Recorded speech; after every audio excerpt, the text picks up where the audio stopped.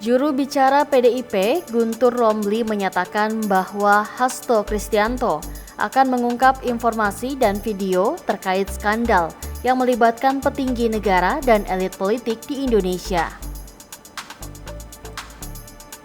Pengungkapan ini merupakan bentuk perlawanan terhadap tuduhan kriminalisasi yang dialami Hasto terkait kasus Harun Masiku.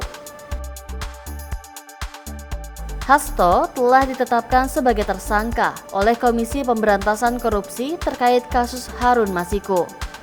Guntur menyebutkan video-video tersebut menunjukkan tindakan para elit politik menyalahgunakan kekuasaannya untuk melakukan korupsi dan mengintervensi proses penegakan hukum. Guntur menambahkan waktu publikasi video tergantung pada momentum yang dipilih Hasto. Dia memberi contoh bahwa salah satu video menampilkan upaya mengkriminalisasi ex-calon Presiden Anies Baswedan melalui kasus korupsi.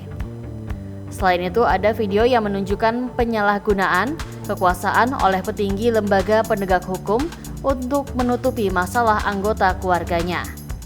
Guntur mengklaim bahwa skandal yang akan diungkap Hasto lebih bombastis dibandingkan dengan kasus Watergate di Amerika Serikat. Sebelumnya, Hasto Kristianto ditetapkan sebagai tersangka dalam kasus suap terkait pergantian antar waktu anggota DPR periode 2019 hingga 2024 dan perintakan penyidikan.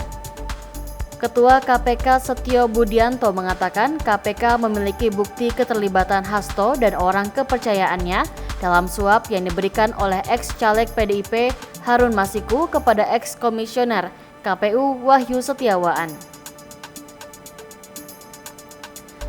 Setelah perintah penyidikan penetapan tersangka Hasto diterbitkan KPK pada 23 Desember 2024, KPK juga melarang Hasto Kristianto dan Ketua DPP PDIP Yasona Halauli bepergian ke luar negeri.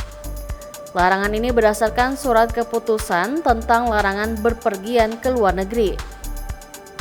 KPK menyatakan bahwa keberadaan Hasto dan Yasona di Indonesia dibutuhkan untuk proses penyidikan dugaan tindak pidana korupsi. Hasto telah membuat video yang disebarkan untuk publik tentang sikapnya menanggapi penetapan tersangka ini. Dia pun menghormati keputusan KPK yang menetapkan dirinya sebagai tersangka oleh KPK. Menurut Hasto, sikap yang dia dan PDIP ambil atas keputusan KPK itu adalah wujud ketaatan terhadap hukum. Hasto pun mengklaim bahwa PDIP adalah partai yang menjunjung tinggi supremasi hukum. Dia juga menegaskan bahwa dirinya sudah menyadari berbagai resiko yang mungkin dihadapinya ketika mengkritik kekuasaan, tak terkecuali ancaman dikriminalisasi.